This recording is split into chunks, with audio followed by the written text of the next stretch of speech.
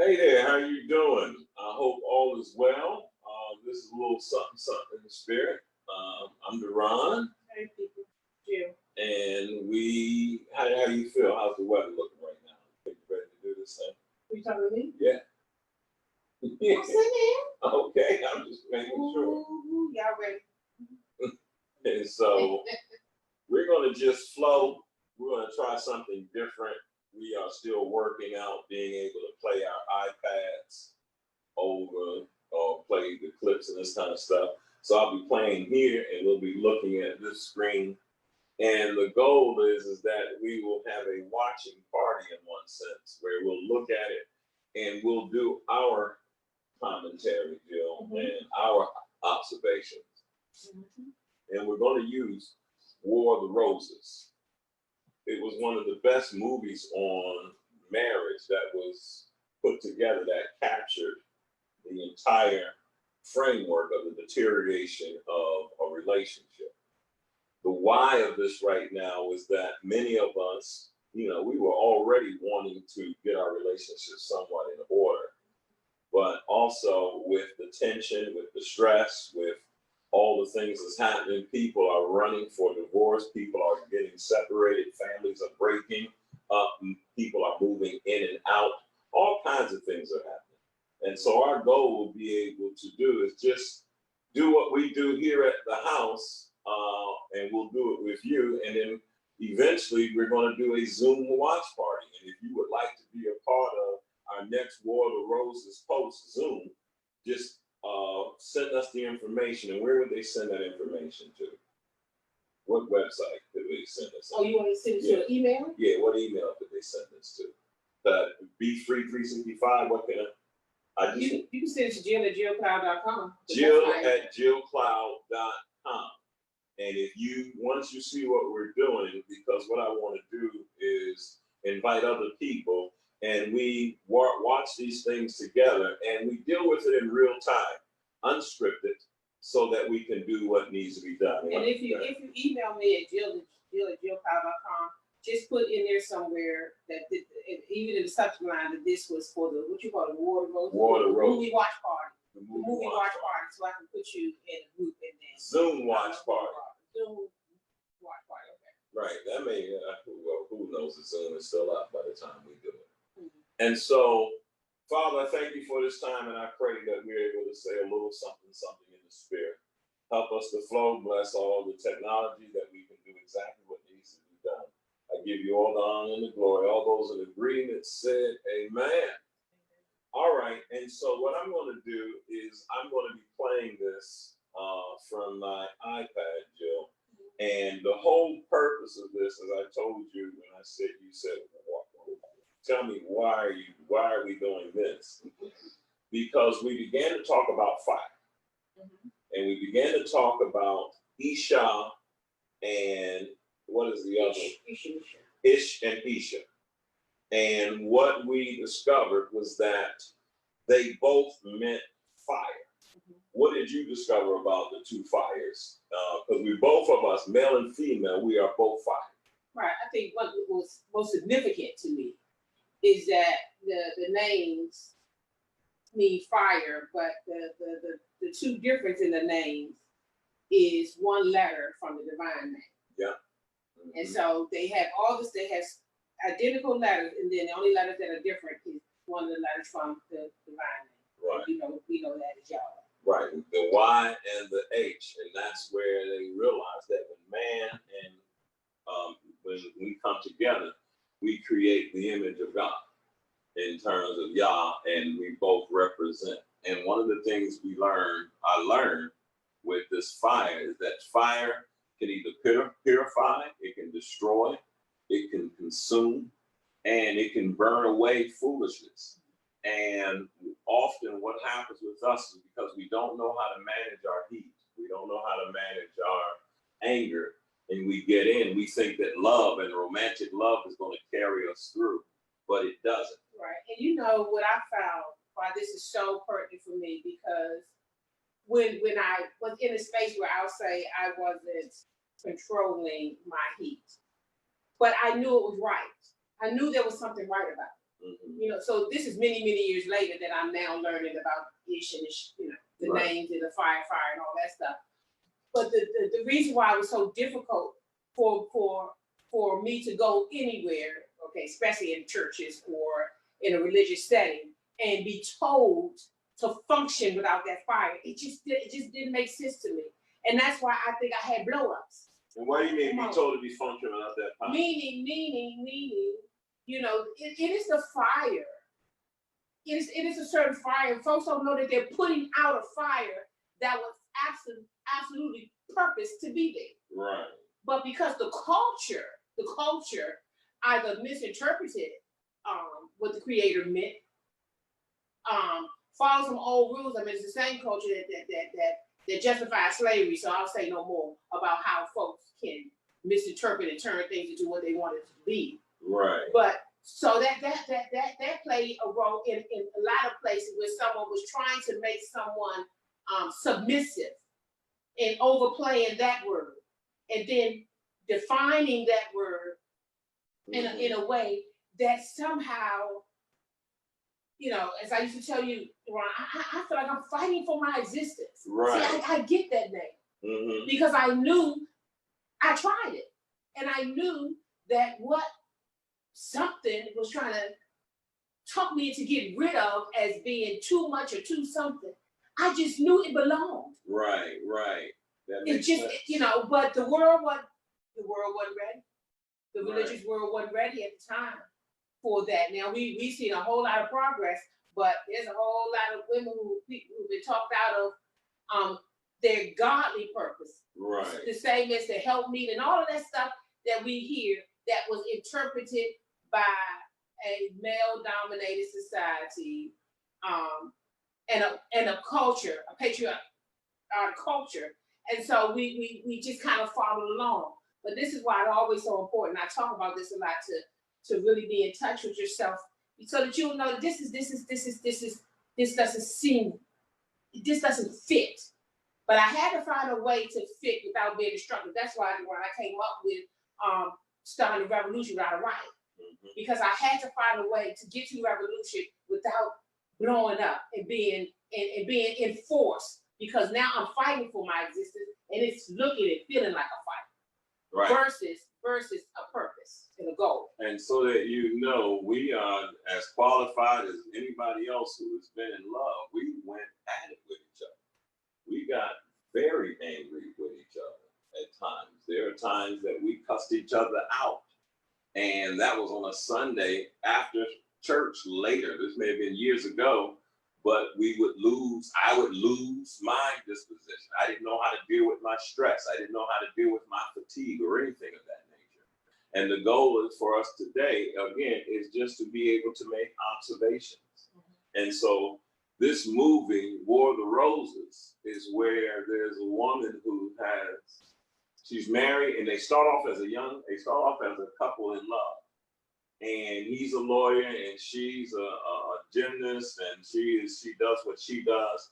And she decides, hey, they get married, they have children. And in them getting married, things begin to change. And so we're going to pick up right where, because the thing we want to be able to put out is, let's look at their fire, look at their heat, look at what's going on. And I'll be able to make some observations, and so will you, Jill. Now, having said that, let me see where we at right now. Okay. She is now in the kitchen with her cat. Her cat is her pet, and the dog is his pet. So right there, we look and we see that he's eating, he's enjoying himself, enjoying dinner, and a phone call comes in, and you can see where she is able to encourage him and say, oh, he'll call. She does what she believed that she should do as his friend, his companion, and he's waiting for a client. And so when she says, and a lot of times, you've had to be nice just to be able to get my attention on something. And she says, did you do the contract? Did you see that? And when you look at it, when he says, oh, well, I'll take care of it. And she says, that's okay. I'm going to do it myself. And what she said was, which is, and I can remember that because it is so a pivotal point with women do. She said to him, okay, when he said he was going to do it, get to the weekend, she said to him, okay, but then she came right back and said, it's not okay. Yeah, it's not, yeah, she changed, she sure did. She said, no, when she said it's not okay. And I get that because, you know, of course, if you a woman and you've been married for a while, you understand the culture. Well, we were used to saying yes and we wanted to say no. Okay. And I think now that's how it looks when we're taking a stand. Okay. You know, because she said, what's the truth? She said, I gave you the contract last week or over a week ago because I wanted you to do it then. Okay. So now we're here on another day, evidently at least a week later. Right. And he's saying, wait, I'll do it at another time. Right. And just out of habit. I know somebody feels it's out of habit. And I'm just trying to be polite and not ruffle, kick up any dust. She says, okay. But what's the truth? That's not what she wanted. Right. That's not what she wanted. And it's so good to me because it is important that we get to have expectations. Right. Meaning I give you something, you give me your word, we talk about it. I want it done in the timing that I set up, not the time that you set up because you doing 10 other things after you said yes to me. And you have to see, I'm glad you said that because I'm going to go back to 3103. But I want you to see when you said she wanted it, this is what she wanted. I put on my notes, she has a dream. She has a life that she wants to live as well. And when we go here, I want to stop right there and just introduce control. Go ahead. Well, you know, what do I see her doing? Oh my goodness, it is so true. She's trying to slip in something. Mm-hmm. She can't come out and say, he could have been very direct about what he wanted to do, how he wanted to do it. She had to slip it in. Right. So she's already lowering her voice in a way that he doesn't have to lower his voice. You know, I remember, I know this, that was very hard is, you know, we had a situation once when I was doing a bedroom for my granddaughter and I bought her a bed. I was very excited. I was waiting, the bed was here. This is my 2020 version of this. The bed was here. I already had it put up. I'm gonna take a picture of it, it's so beautiful. But anyway, and so I ordered the mattresses and things. So I was waiting for them to come in because I wanted my granddaughter to come over and play and see all her little setup that I did. And so when the box came in, Deron was outside on the phone. And I wanted the box. I had already been on the phone for 45 minutes when the man delivered the box. Keep going. All right, so I'll say that I probably came out there 2 or 3 times. Now, the truth is, when I realized the first time that he didn't understand that this was exciting to me, and this is something, I wanted to stay in that moment. I didn't want the moment of, okay, I'm interrupting you on a phone call outside. So once again, I have to be on delay for my excitement. This wasn't the end of the world.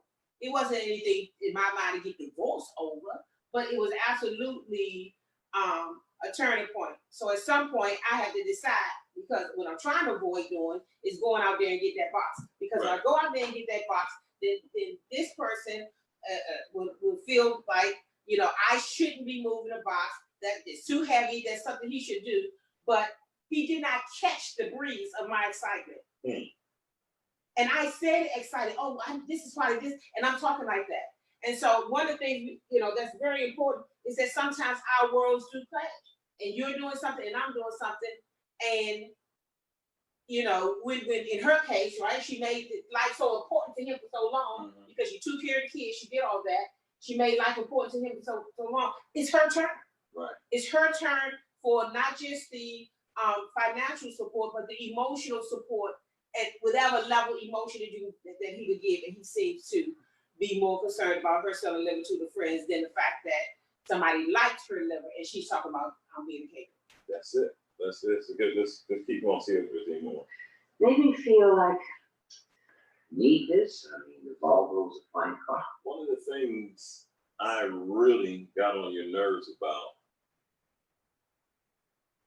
is I micromanage all decisions and ask questions when it was something that you wanted to do.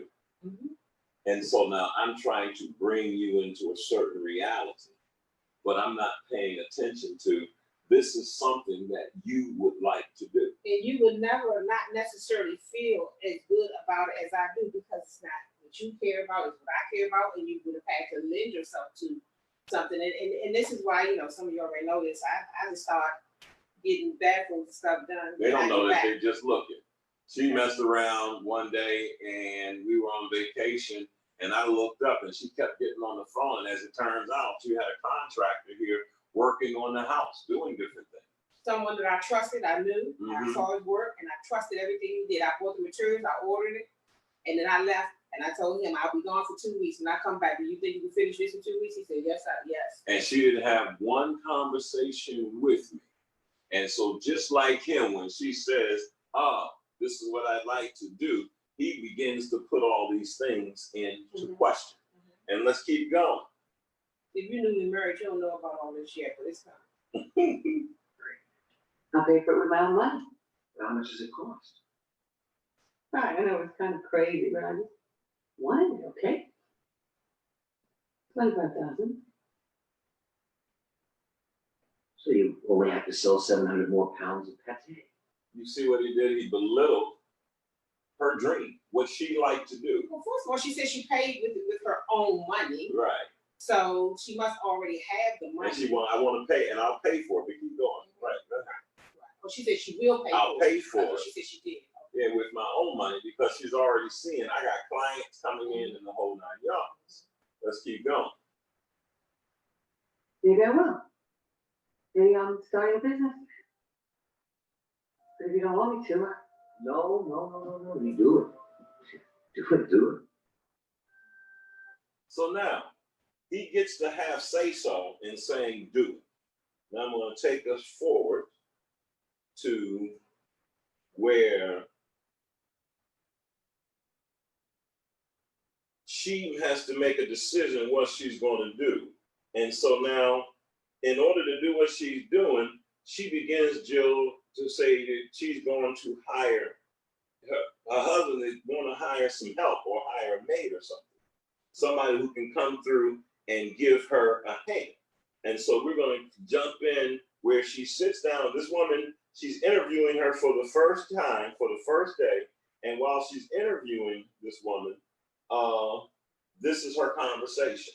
So you have to be able to hear what's the woman's desire. I got a little bug, I got a kid. I have a wonderful house. Keep looking at it. Grand with beautiful things. Some little problem. I did this house myself. I did a great job. It's not that I'm necessarily a slave to materialism, but I am proud of what I have accomplished, So at this point, Jill, what I saw is that here is a woman who has laid her life down to do what she to help people out, and a woman often, you all, especially as mothers, and you all often put your needs on the back burner as you're making sure everybody else's needs is met. And so here she is now talking to a stranger, and now she's venting, vocalizing how she really feels, and that is, I'm trying to find my purpose in life. I've helped you all find your purpose, but now I've got to find my purpose. Well, and the deal is, there's nothing. What I like about this is not the person, because I've seen women and dealt with women who, by the time they get to have their voice, they're mad at everybody, even the kids. Mm-hmm. They're mad at raising the kids. I gave my life to everybody. Well, most of them I would say, and you wouldn't have allowed anybody else to be as involved with your children as you are. You just upset. Mm-hmm. You're upset because you're in an environment where you have to dummy down. You feel childish because you practically have to ask someone for permission. Now, I don't mind having a discussion with you. I just don't like that I feel like I'm asking for permission instead of having a discussion. Right, I got you. And so if you paid attention to the tone when she was talking to him, you see the little girlish movement, she rocking and I'm going to get this. That's a joy, and that's a joy that she would want that to portrayed like an adult. And when you say that, but you say that's a joy, it took me years to recognize that there is a certain glint that comes to your eye, a certain twinkle that says, all right, this is what I want to do. And you know what's so funny about it? It's the same twinkle that comes to your eyes when you get excited. You know what I mean? I'm getting counseled too as we talk. It's the same, you know, and this is what you said to disturb me so much. Because I'm saying, listen, this is human. And you know, as a human being, so I used to have to say, Ron, if it was one of your plays, what would you do? Because I now have to find something that you love so that to make sense to you out of something I love. And now I got to speak in parables. Right. Parables are for not strangers. Parables were not for Jesus' disciples. He said, I'm gonna talk to you straight out. See, when I kind of keep talking to you in parables, something's wrong. Right. Let's say this, something needs work. I'm not gonna call it wrong. Something needs work. Because you got to kind of keep trying to get people to see pictures and see this and then tell them about their own life just for them to see, because people are not tapping your heart. But I say this, I feel the same way you feel when you get excited. And I hear that, and I still had a little moment when you said that internally, because it's true. And the deal is, I said, yes, I guess I did have a glint. This glint, gleam in my eyes. And this is why I think years ago I had to make a decision. I said, I'm into you. I'm going to be into you. I'm going to be into you, because we can be on our page so much that we only paid attention when we were trying to win. We only tried to pay attention when we were wine and dining or when we want something. But I had to decide, let me be into you and not allow sports, ESPN, or my movies or anything to take precedent over what would bring you happiness. Right. And I'm telling you, it is some work. Let me tell you why it's work. Why it's work? Because when you want to do something you're sure about, because it's you. You have thought it all the way out, and it's you, so you're going to be more confident in what you want to do. I am more confident in certain things that I do than I am in you, because I live in this body. Right. So, trying to come up and make these kind of decisions, and at the same time be in this world with all the other pressures, because let's talk about the very big difference between these two people that maybe some of you are watching, and these two people. They had plenty of money. Right. So he's doing this. This is not broke doing this. Right. This is someone who is living lavishly and can afford a maid and all of that. And he still, at this point, shows caution and hesitancy when she says she wants something. I think it was habit. It is the way the world caused men to think. Yeah. And it's a chauvinistic world. It's a world where that happens. And so now let's keep going, and I want you to see. Let's go. When it comes to luncheon, I'm doing. Oh yeah, no, but I'll read it this weekend. Okay. No, not okay. I have to sign it tomorrow, which is why I gave it to you last week, but it's fine. I'll read it now. Oh, no, don't bother. No, yeah. Do you see? The guy who directed this, they're able to capture this, where she says, "You don't bit more care about what I'm talking about right now." But they go and get out, and she's already at the same Enjoying one. the food that she cooked that day. Right, and I ain't got nothing to say. That's keep. That's Zuri's look. Yeah, and so he's going for it, but she looks at him and realizes it's full of crap. He's placating her. Right. He's not really present. His heart isn't in it. Right. And I've had women. And placate means to play into her and assuage her, or let her know that I'm with you or whatever. It's okay, baby. But he just But his heart isn't it. Right. Mm-hmm. And he's not showing the proper care for what's important to her right now. Right.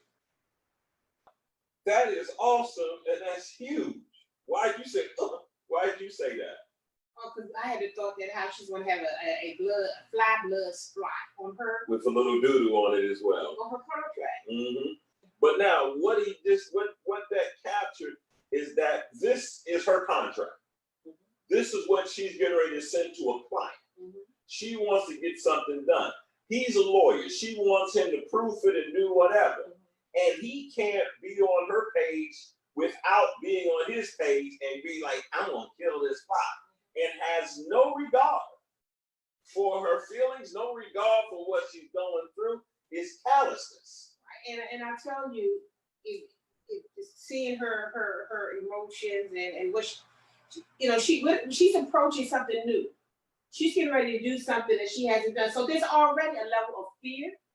Even if you're trying to show courage, you're showing courage because you're pushing past your fears. It's not that you don't have fears, you just don't let them stop you, and that's how you show courage. And so you're talking about somebody who already has to, okay, I say for me, do breathing exercises to keep my own anxiety down. Because listen, she has to consider all these people she has to feed. I don't know if you're someone, I have a friend who loves to cook, but if you ask her to cook for a group of people, she gets nervous. She gets nervous, she gets anxious because she understands that I have to perform. So it's no longer a hobby.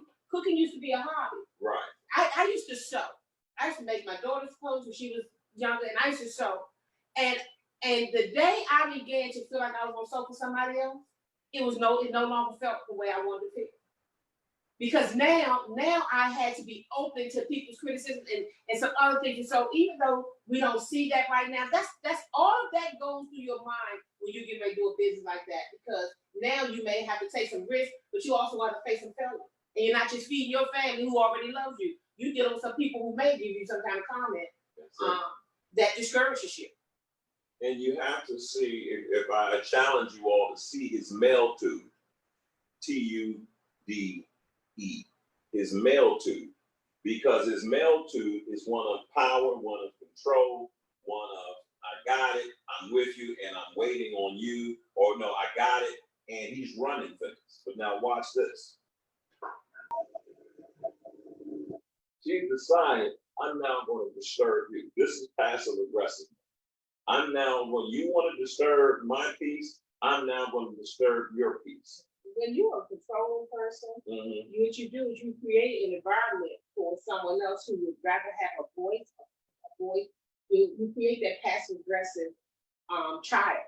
If you're that kind of parent. Okay. So let me talk about children because it can happen to adults too. And now because they can't come right out and say anything. Right. So now they have to they're accustomed to just trying to slip stuff in until you get here, and now it's now aggressive passive. First it was passive aggressive, now it's aggression. Right. That's a big part. That's it. And so when she's hearing him say, I'm available for you 24 hours, and she's been waiting for her contract to be looked at.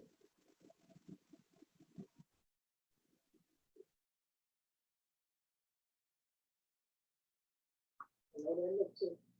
What do you mean I know that look? Oh, that's that look. I don't care. He's gonna come in here. He's gonna know I did it.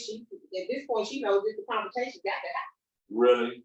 He knows that he's gonna know that the appliances didn't turn themselves on. Right. That's it. So she can't hide and be timid on this. It's Right. out. You say this, once a woman goes to that point, and I don't say this for all women, but once your wife goes to that point where she is acting completely nonchalant, she doesn't care, something is already turned off inside of her heart. She's already disconnected from something. Go ahead. Well, because at some point, now it's her turn. She has dealt with everybody's emergency. She has put her moments of excitement aside. She has been the picker-upper, the financier. She has been the one who believes in everybody. You know, I'm sure her husband, you can tell by other things he said, he's one of those people, you know, they don't, you know, want somebody to believe in them. And that's there's nothing wrong with that. So you're saying at this point, in order for her not to be distracted and not to let's say this, remember this, she's in the middle of a deal. when this happens to him. She's in the middle of a deal. Right. And so she has to determine whether him having what may be just something that's not fatal, because the doctor said that, and her losing a potential client, and she's at the beginning again of this thing. At this point, if somebody's starting something and woman, you're taking a risk and you're doing something new, there's some fear involved in that. Right. There's some fear involved in that. And so to get on that train and to jump off, you know, more than people tell you, if I jump off, I may not get back on, because that's just how scary it is. So I think, I don't know the whole movie, so I'm only going on for this, and that is, she had to decide. Because she said to him, once I ascertained that the situation was not fatal and it wasn't that serious, then I went on and stayed on, you know, the page that I was on, and that is, she's trying to get her business off the ground. Right, and he don't even understand it. I now know I don't have a right to cut up like that after I have not been present with you. I don't have a right to feel like that. And let me make it make sense. If I had $1,000 for every man that I've talked to say, brother, you can't come in here now and play this damsel in distress role, and now try to get someone to show you affections and show you, and you ain't been present with them. Let's say this, you can come in and do whatever you want, but once you have closed someone's heart like this, a letter is not going to open it. Okay. A moment, because by the time somebody's spirit closes like that, there have been multiple occasions of things that made them fingers go down and didn't close that way. Right. So one occasion of you being sick will not reverse all of the damage. It may allow you to start somewhere, and it may give her something to think about. But you got frozen feelings now. Frozen feelings. That's you have that now. You have a closed spirit now. And once her spirit is closed, you know, once I learned to close your spirit, I learned how to close her spirit. I now had to do things to now get your spirit to reopen. And one of the things you couldn't do was to tell me to fix my face and my talk. Listen to me. By that time, it was too late. Listen, the eyes are the window of the soul. My soul ain't lying to you. If my soul lies to you, it's gonna lie to you quietly. But if you have a conversation with me, and eventually the truth will come up, even if your words get a little shorter or sharper, and you got that smile on your face. Right. And I remember I did a workshop, I told people, I said, listen, we're gonna change, but what we're not gonna work on is just fixing our face. It has to happen in the heart area. But definitely, what had to happen is you, and we had to go through this where you had to say, and I had to say, I'm sorry, Deron. I hear you. I forgive you. You gonna get a chance to right what you call wrong. But in the meantime, between time, I'm bothered. And I don't just become not bothered at all because you decided, now what am I not going to do? I am not going to do get back. I am not going to try to hurt you. And those are all the things I knew I was going to do because I wanted to be a bigger person than that for me. Between that relationship between me and my creator was not, I didn't want to be terribly affected for a human. Right. Any human. Right. Okay, I wanted that love to be a first love kind of relationship. And so there were certain places I wasn't going to go, but I definitely could not pretend that I wasn't hurt. That's all. Right. I couldn't pretend that I wasn't hurt at all. And I couldn't be that unhurt person and look like that person who was never hurt at all. Not right away. Eventually, these things will pass. But sometimes people kind of want to recreate that atmosphere that, you know, where everything was lovely. The facial expression was lovely, the tone was lovely, the words was lovely. And sometimes you just have to be patient with each other to get to that forgiveness where the breathing and everything returns to what it used to be. Right, let me keep going. Let's see. I didn't have the strength to sign.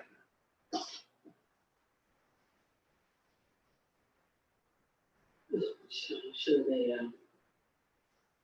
They would have told me who it was from.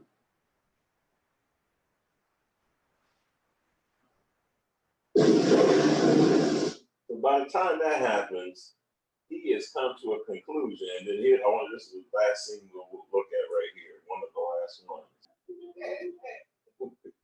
Now, years ago, I watched this. I didn't laugh. I'd laugh, but when I would watch, I was like really hurting because he's snoring, and I found that she wants to let him feel her pain, feel her disconnection, feel how she feels, and she's upset that you can just go to sleep.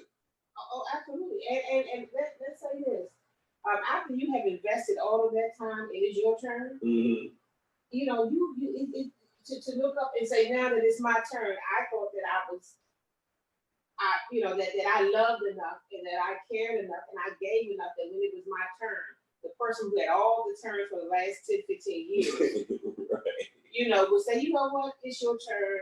It's give me something. Be excited for me now. That's why one time I remember something happened and you got angry. And I said, and I don't think that you were totally correct with your anger. You weren't. But I told you, I said, you get a pass. You get to get this wrong. You get to not call this right. Because I've gotten so many passes from you. I've gotten so many get out of jail or get out the doghouse free cards from you that I said, I can now take my heat, my fire, and subdue it because I don't need to turn it back on with you, period. Why? Because you get a pass and you get to have your moment as well. So listen, how you use your fire may not be correct, but the fact that you feel your fire is absolutely right. It's absolutely right to feel angry when at a situation. Mm-hmm. It is how you react that becomes the response that becomes the problem. So meaning this, you know why I say that, Deron? Because so many of us, children too, male and female, we are afraid of that emotion. Mm-hmm. We judge ourselves when that anger is telling us something, telling us that we really don't like something.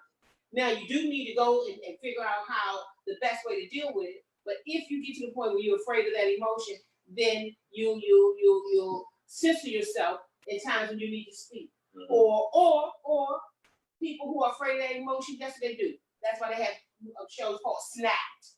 Right. That's why they have shows called Snapped. Because somebody pretended that they were not bothered being afraid because they didn't want to be judged or put into a certain space, and then all of a sudden they never dealt with it in small portions that it came. By that time, boom, snap, somebody in jail, somebody in. I was happy to be free, like a weight had been lifted. This is what we don't understand. If we don't work with our own fire, our own emotions, and do what we're supposed to do, we are weighing down the people that we say we love. And she was confessing, I'm free. Mm-hmm. And I decided I do not want to be concerned about you all the time. And you're not willing to be concerned about me. I can thought that, what happens in a world where it's usually where it's chauvinistic, where it's not chauvinistic.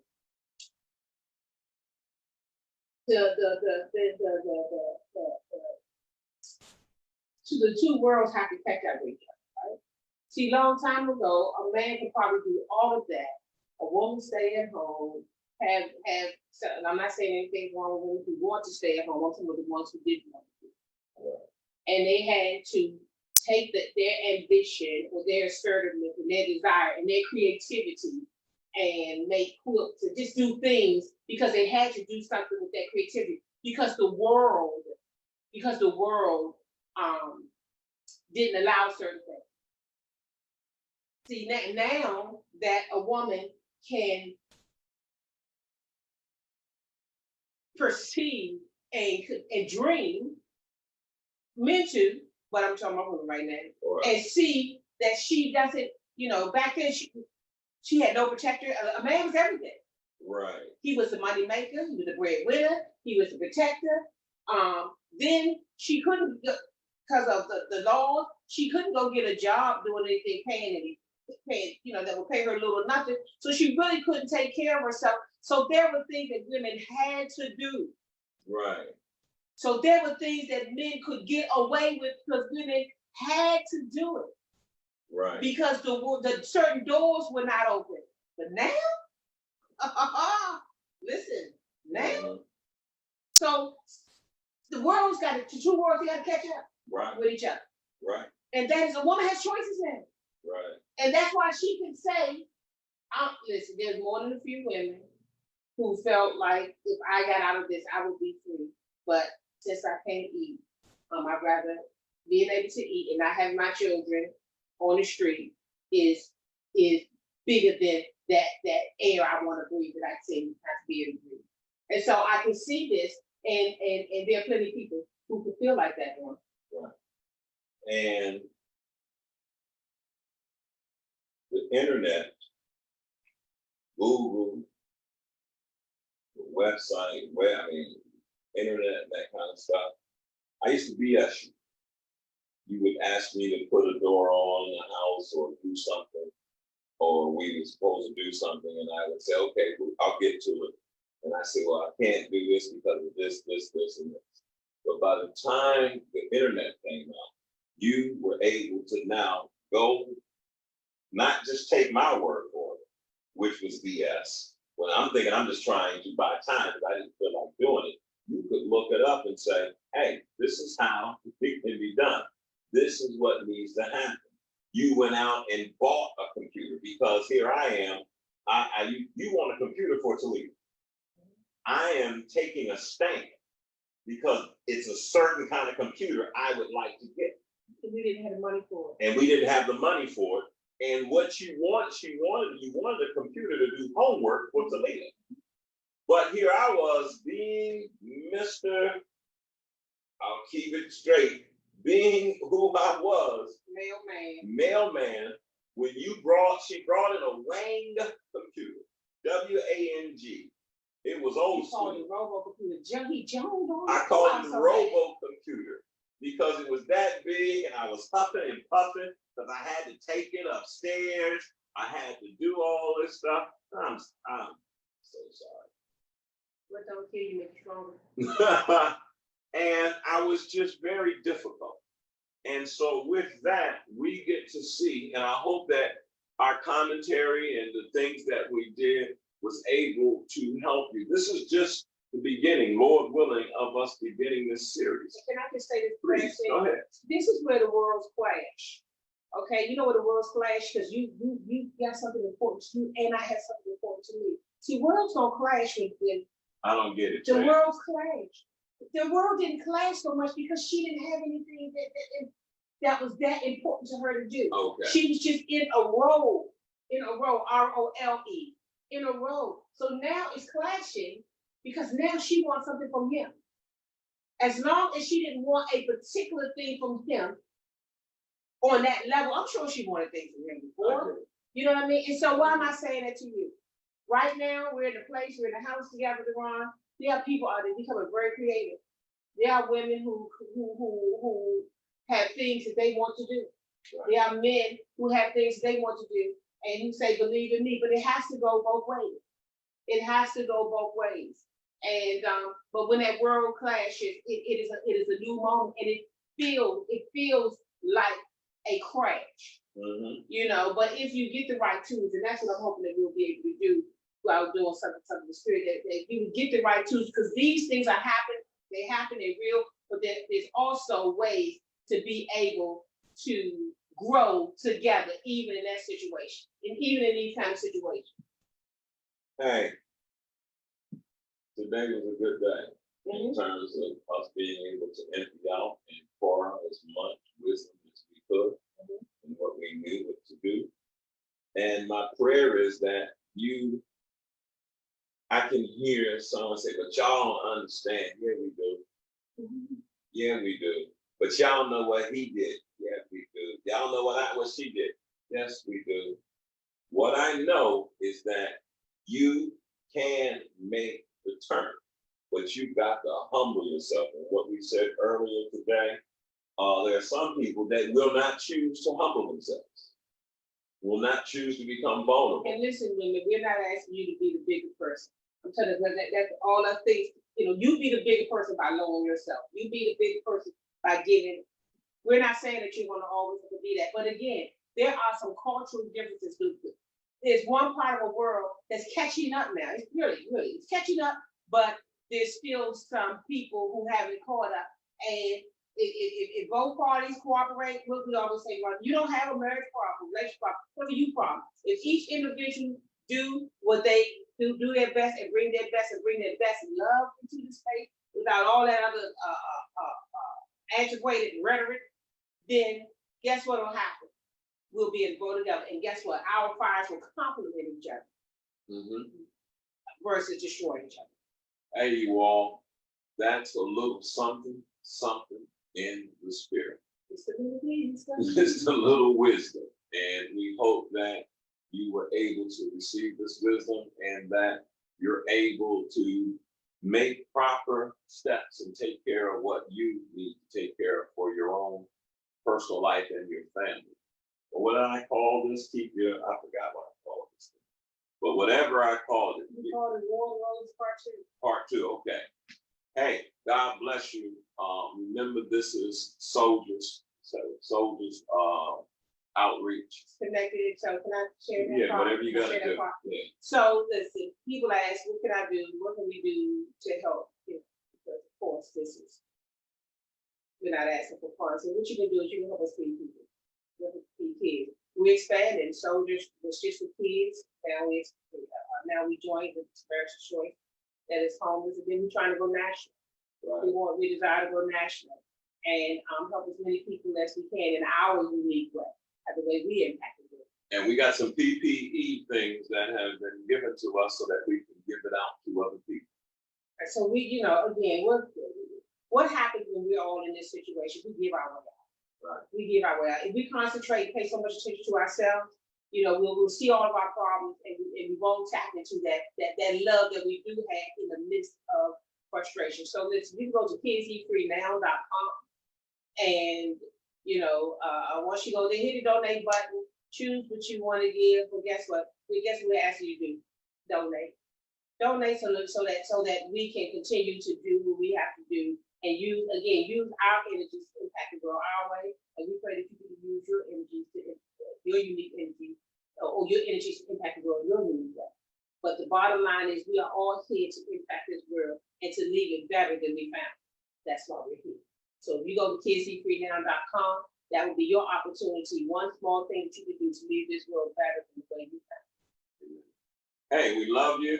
I love you. And to pass this, and God rest his soul, and I beat you to it. Much love. We'll get up and turn this off. Oh, and go to, if you want to be a part of our next Zoom watch party, go to what you said, Jill. Yeah, the Jill at jillcloud.com, and just make sure you put the Zoom watch party in the subject line so that I will know that you are part of that group. Because I want to bring people in that we begin to do this, and then we can talk with you, and it's almost, I don't know what it's going to be, but it's going to be organic, where we get to talk like this and bring healing.